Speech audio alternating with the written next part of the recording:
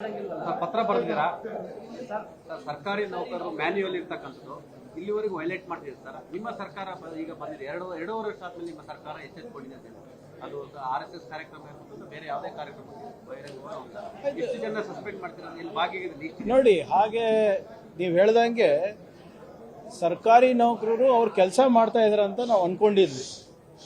ಆದರೆ ನಿನ್ನೆ ಮೊನ್ನೆ ನೋಡಿದಾಗ ಗೊತ್ತಾಯ್ತು ನಮ್ಗಿಂತ ಹೆಚ್ಚು ರಾಜಕೀಯದಲ್ಲಿ ಇವರು ಪಾಲ್ಗೊಳ್ತಾ ಇದ್ದಾರೆ ಅಂತ. ನಾವೇನು ಯಾರ್ದು ವೈಯಕ್ತಿಕ ವಿರುದ್ಧ ಇಲ್ಲ. ಇಲ್ಲಿ ನಿಮ್ಮ Karnataka state civil service conduct rules 2021 ಅಂತ ಇದೆ. ಇದು ಪಾಲನೆ ಮಾಡಿ ಅಂತ ಅಷ್ಟೇ ಹೇಳ್ತಾ ಇರೋದು. ನಿನ್ನೆ ಮೊನ್ನೆ ಕೆಲವು ಜನ ಇದನ್ನ ಮೀರಿ ಕೂಡ ಭಾಷಣ ಮಾಡೋದು, ಪಾಲ್ಗೊಳ್ಳೋದಾಗಿರ್ಬೋದು ಅಥವಾ ಬೇರೆ ರೀತಿಯಲ್ಲಿ ಈ RSS ಫಂಕ್ಷನ್ನಲ್ಲಿ ಮಾಡಿದ್ದಾರೆ. ಕಾನೂನಾತ್ಮಕವಾಗಿ ಏನು ಕ್ರಮ ತಗೋಬೇಕು ತಗೋತೀವಿ. ಕೆಲವು ನನ್ನ ಇಲಾಖೆನಲ್ಲೇ PDOಗಳು ಮಾಡಿದ್ದಾರೆ ಅಂತ ಸುದ್ದಿ ಬಂದಿತ್ತು. ರಿಪೋರ್ಟ್ ತರಿಸಿದ್ದೀನಿ. ರಿಪೋರ್ಟ್ ಇವತ್ತು ಬಂದಿದೆ. ಆಸ್ ಪರ್ ರೂಲ್ಸ್ ಅವರಿಗೆ ಸಸ್ಪೆಂಡ್ ಮಾಡ್ತೀನಿ. ಆ್ಯಂಡ್ ಇವತ್ತು ಕ್ಯಾಬಿನೆಟ್ನಲ್ಲಿ ಆಗ್ರಹ ಕೂಡ ಮಾಡ್ತೀನಿ. ಪ್ರತಿಯೊಂದು ಡಿಪಾರ್ಟ್ಮೆಂಟಲ್ಲಿ ಯಾರು ಹಿಂಗೆ ಸರ್ಕಾರದ ಅಧಿಕಾರವನ್ನು ಅಥವಾ ಅವರು ಸರ್ಕಾರಿ ನೌಕರಿ ಇರೋದು ಒಂದೇ ಕಾರಣದಿಂದ ಅವರ ಅಧಿಕಾರಗಳನ್ನು ದುರುಪಯೋಗ ಮಾಡ್ತಾ ಇದ್ದಾರೆ, ಬೇರೆಯವರಿಗೆ ಇನ್ಫ್ಲೂಯೆನ್ಸ್ ಮಾಡ್ತಾ ಇದ್ದಾರೆ, ಅವ್ರ ಮೇಲೂ ಕಠಿಣ ಕ್ರಮ ತಗೋಬೇಕಂತ ನಾನು ಆಗ್ರಹಿಸ್ತಾ ಇದ್ದೀನಿ. ಅದು ನನಗೆ ಗೊತ್ತಿಲ್ಲ ಅಡಿಷನಲ್ ಸಬ್ಜೆಕ್ಟಲ್ಲಿ ಬಂದಿದೆಯೋ ಇಲ್ಲೋ ಅಂತ. ಬಟ್ ನನ್ನ ಒಂದು ಸಲಹೆಗೆ ಮಾನ್ಯ ಮುಖ್ಯಮಂತ್ರಿಗಳು ಸಕಾರಾತ್ಮಕವಾಗಿ ಸ್ಪಂದಿಸಿದ್ದಾರೆ. ಅದು ಇವತ್ತು ಚರ್ಚೆಗೆ ಬರುತ್ತೋ ಇಲ್ಲೋ ನನಗೆ ಗೊತ್ತಿಲ್ಲ. ಬಂದರೆ ವಿ ವಿಲ್ ಸಿ.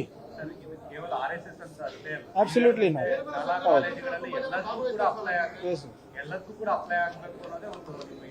ಕರೆಕ್ಟ್. ನಾನು ಯಾವತ್ತು ಅದು ಒಂದೇ ಅಂದಿಲ್ಲ. ಇಂಥ ಸಂಸ್ಥೆಗಳಿರ್ಬೋದು. ಈಗ 2013 ಇದು ಒಂದು ಆರ್ಡರ್ ಇದೆ, ತಮ್ಮ ಹತ್ರ ಇದೆ ಅಂತ ನಾನು ಭಾವಿಸ್ತಾ ಇದ್ದೀನಿ. ಇದು ಆರ್ಡರ್ ಹೊರಡಿಸಿದವರು ಯಾರು? 2013ನಲ್ಲಿ ಯಾರು ಮುಖ್ಯಮಂತ್ರಿ ಇದ್ರು, ಯಾರು ಸರ್ಕಾರ ಇತ್ತು? ಇದು ಅಂದ್ರೆ ಇವರು RSS ವಿರೋಧಿನಾ?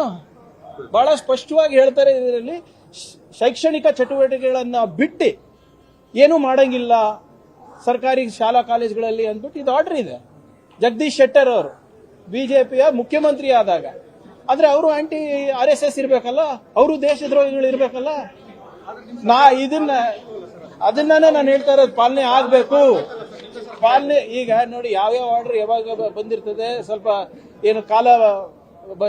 ಸ್ವಲ್ಪ ಸುದೀರ್ಘ ಕಾಲದಲ್ಲಿ ಮರೆಯೋದು ಸಹಜ.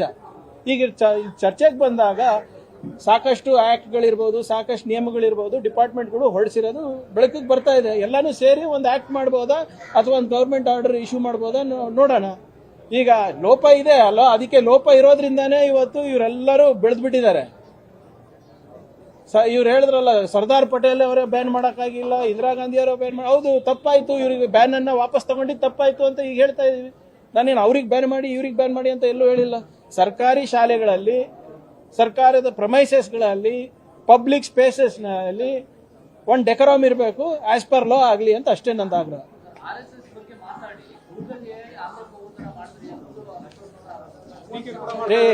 ಅಶೋಕ್ ಅವರಿಗೆ ಕರಿಯಕ್ಕೆ ಹೇಳ್ರಿ, ನಮ್ಮ ಬಂಡವಾಳ ಎಷ್ಟು ಬಂದಿದೆ ಅಂತ ಮೋದಿ ಅವರು ಹೇಳ್ತಾರೆ. I am number 2 in foreign direct investment. I am number 5 in the top AI cities in the world. I am number 1 in India in IT services exports. I am number 7 in startup ecosystem. ಗೊತ್ತಾ ಅವರಿಗೆ? ಅವ್ರು ಇದ್ದಾಗ ಏನೂ ಆಗಿಲ್ಲ, ಕಿಯೋನಿಕ್ಸ್ ಹಗರಣ ಮಾಡಿದವ್ರು ಗೊತ್ತಾ? 1200 ಕೋಟಿ ಹಗರಣ. ಅದನ್ನು ಮುಂದಿನ ವಾರದಲ್ಲಿ ತಮ್ಮ ಮುಂದೆ ಹೇಳ್ತೀನಂತೆ. ಅದಕ್ಕೆ ಉತ್ತರ ಕೊಡ್ಲಿ ಅವ್ರು ಫಸ್ಟ್.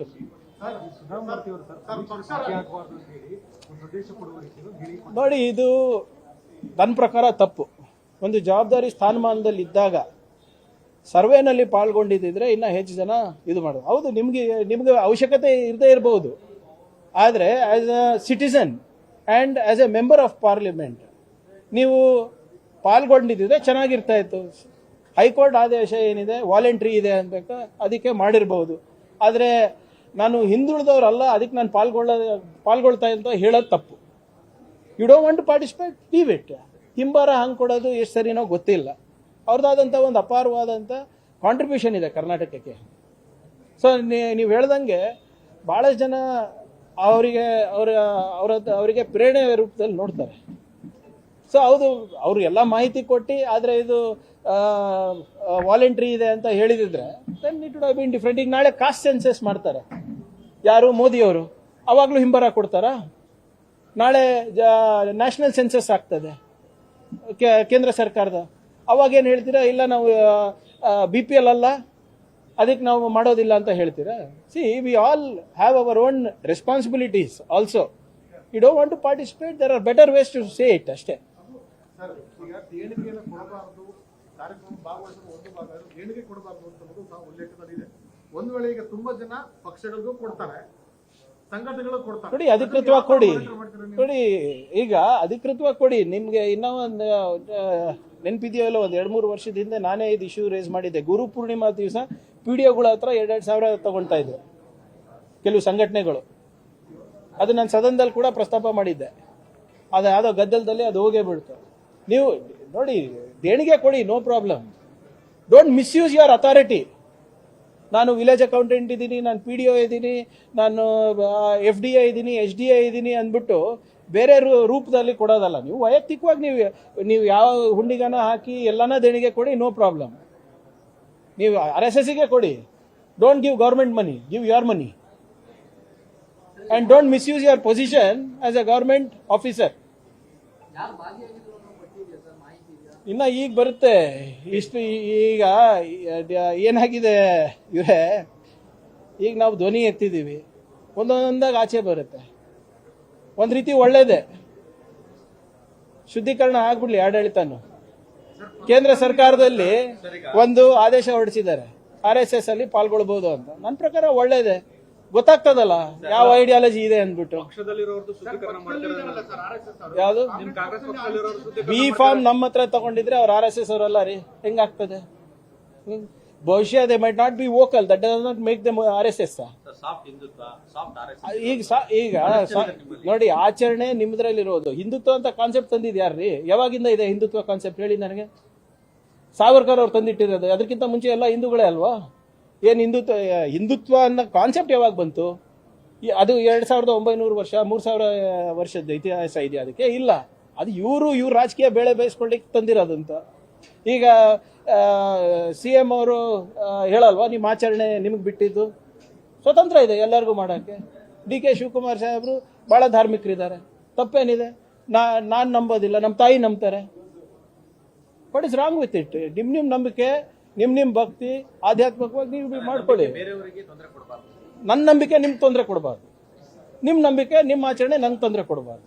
ಸಂವಿಧಾನದ ಆಶಯಗಳಲ್ಲಿ ಏನಿದೆ, ಕಾನೂನಾತ್ಮಕವಾಗಿ ಏನಿದೆ ಅಷ್ಟೇ ನಾನು ಕೇಳ್ತಾ ಇರೋದು. Thank you.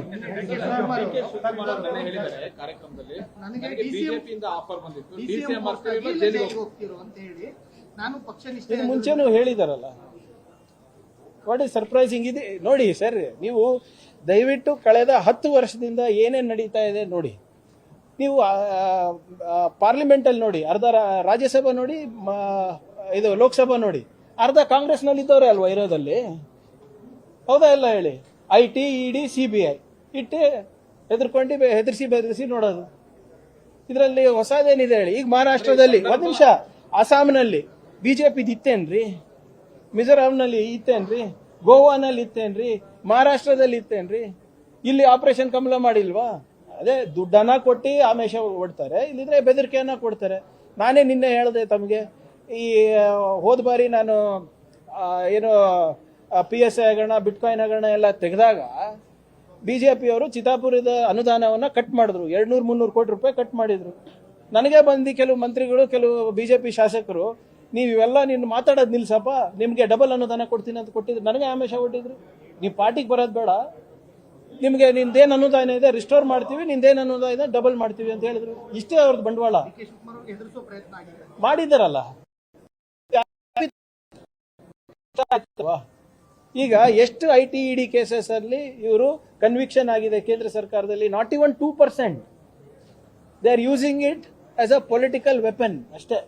ಚರ್ಚೆ ಆಗ್ತಾ ಇರೋದು ಅದಲ್ಲ, ನಿಮ್ಮ ಪಕ್ಷದಲ್ಲಿ ಅಧಿಕಾರ ಹಂಚಿಕೆ ವಿಚಾರ ಇದೆಯಲ್ಲ, ಆ ಕಾರಣಕ್ಕೋಸ್ಕರ ಸಂದೇಶವನ್ನ ಈ ಸ್ವರೂಪದಲ್ಲಿ ಕೊಟ್ರ ಅಂತ ಅನ್ನೋದು ನೋಡಿ, ಇದು ಅವಾಗ್ಲೂ ಮಾತಾಡಿದ್ದಾರೆ, ಇವಾಗ ಗಮನಿಸಿದಿರ ನೀವು ಅಷ್ಟೇ. ಅವರು ಅಧ್ಯಕ್ಷರ ನೀವು ನನ್ನ ನೆನಪಿರೋ ಹಾಗೆ ಅವ್ರು 2-3 ಸರಿ ಇದು ಹೇಳಿದ್ದಾರೆ. ಅವರು ಅಧಿಕಾರವನ್ನ ಸ್ವೀಕಾರ ಮಾಡಬೇಕಾದ್ರೂ ಹೇಳಿದ್ರು ಯಾವ ರೀತಿ ಅವರು ಬಿಜೆಪಿ ಅವರು ಇವರಿಗೆ ಆಮಿಷ ಕೊಡ್ತಾ ಇದ್ದಾರೆ ಅಂತ. Thank you sir.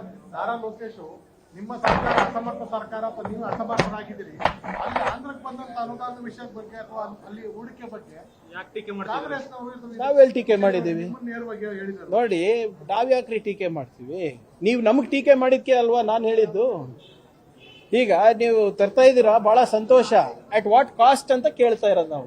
22,000 ಕೋಟಿ ರೂಪಾಯಿ ಅವರಿಗೆ ಇನ್ಸೆಂಟಿವ್ ಸಬ್ಸಿಡಿ ಕೊಟ್ಟಿದ್ದಾರೆ. Electricity free, electricity transmission free, water tariff at 25%, land purchase of market rate 25% off, 100% state GST reimbursement for the next 5 to 10 years. Andhra Pradesh ಅವ್ರದ್ದು ಸಾಲ ಎಷ್ಟಿದೆ, ಅವ್ರು ನೀಡ್ತಾ ಇರೋ ಇನ್ಸೆಂಟಿವ್ ಸಬ್ಸಿಡೀಸ್ ಎಷ್ಟಿದೆ ಹೋಲಿಕೆ ಮಾಡಿ ನೀವೇ ಅಸ್ಯೂಮ್ ಮಾಡ್ಕೊಳ್ಳಿ. ಆಮೇಲೆ ಗೂಗಲ್ದ ಅದಾನಿದ ಅದು ಪ್ರಾಜೆಕ್ಟ್, ಅದನ್ನು ತಾವು ಪರಿಶೀಲನೆ ಮಾಡಿ. ಅಸಮರ್ಥರಿದ್ರೆ ನಮ್ಮ ಹತ್ರ ನಮ್ಮ ಬಂಡವಾಳದಾರರಿಗೆ ಯಾಕೆ ಕರ್ಕೊಂಡು ಹೋಗ್ತಾ ಇದಾರೆ? ನಮ್ಮ ಏರೋಸ್ಪೇಸ್ ಪಾರ್ಕ್ ಪಕ್ಕದಲ್ಲಿ ಅವ್ರ ಏರೋಸ್ಪೇಸ್ ಪಾರ್ಕ್ ಯಾಕೆ ಬರ್ತಾ ಇದೆ? ನಾವು ಅಸಮರ್ಥರಿದ್ರೆ ತಮಿಳುನಾಡವರು ಹೊಸೂರಿಂದ ಬೆಂಗಳೂರಿಗೆ ಮೆಟ್ರೋ ಯಾಕೆ ಕೇಳ್ತಾ ಇದ್ದಾರೆ? ಹೊಸೂರಿನಲ್ಲಿ ಏರ್ಪೋರ್ಟ್ ಯಾಕೆ ಮಾಡ್ತಾ ಇದ್ದಾರೆ? ಕರ್ನಾಟಕ ಎಕೋಸಿಸ್ಟಮ್ ಅಷ್ಟು ಚೆನ್ನಾಗಿಲ್ಲ ಅಂದ್ರೆ ಯಾಕೆ ನಮ್ಮ ಅಕ್ಕ ಪಕ್ಕನೆ ಬಂದು ಇಂಡಸ್ಟ್ರಿಗಳಾಗ್ತಾ ಇದ್ದೀರಾ ನೀವು? ಕುಮಾರಸ್ವಾಮಿ ಹೇಳ್ತಾರೆ ನಿಮ್ಮ ರಾಜ್ಯ ಸರ್ಕಾರದ ನೀತಿ ನಿಲುವಿಗಾಗಿ ಈ ರೀತಿ ಇಂಡಸ್ಟ್ರಿಗಳು ಬೇರೆ ಬೇರೆ ರಾಜ್ಯ. ಆಯ್ತ್ರಿ, ನಮ್ ನೀತಿ ನಿಲುವಿಂದ ಬೇರೆ ಕಡೆ ಹೋಗ್ತಾ ಇದ್ದಾರೆ, ನಿಮ್ದೇನ್ ಜವಾಬ್ದಾರಿ? ಕೇಂದ್ರ ಸರ್ಕಾರದ ಸಚಿವರು ಇರ್ಬೋದು, ಬಿಜೆಪಿ MP ಅವ್ರು ಇರ್ಬೋದು, ಕರ್ನಾಟಕದಲ್ಲಿ ಬರೀ ಟೀಕೆ ಮಾಡಕ ಅವ್ರ ಕೊಡುಗೆ ಏನಿದೆ?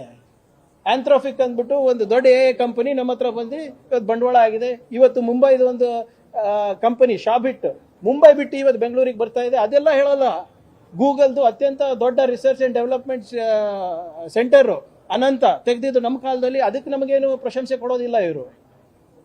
ಕ್ವಾಂಟಮ್ ರೋಡ್ ಮ್ಯಾಪ್ ಮಾಡ್ತಾ ಇರೋದು ನಾವು, AI ರೋಡ್ ಮ್ಯಾಪ್ ಮಾಡ್ತಾ ಇರೋದು ನಾವು, ಸ್ಟಾರ್ಟ್ಅಪ್ ಇಂಡಿಯಾ ಆಗ್ತಾ ಇರೋದು ಇಲ್ಲಿ, ಅಲ್ಲಲ್ಲ ಡೆಲ್ಲಿನಲ್ಲಿ. ಸೊ ಅವ್ರ ಕೊಡುಗೆ ಏನಿದೆ? ಅವ್ರು ಹೇಗೆ ಸಹಕಾರ ಮಾಡ್ತಾ ಇದ್ದಾರೆ? ನಿರ್ಮಲಾ ಸೀತಾರಾಮನ್ ಅವರು ಕನ್ನಡಿಗರ ಋಣ ಯಾವಾಗ ತೀರಿಸ್ತಾರೆ ಹೇಳಿ? 4.5 ಲಕ್ಷ ಕೋಟಿ ರೂಪಾಯಿ IT ಎಕ್ಸ್ಪೋರ್ಟ್ಸ್ ಅಲ್ಲಿ ನಾವು ಕೊಡ್ತಾ ಇರೋದು ಸರ್ ಕೇಂದ್ರ ಸರ್ಕಾರಕ್ಕೆ. They are dependent on us, we are not dependent on them.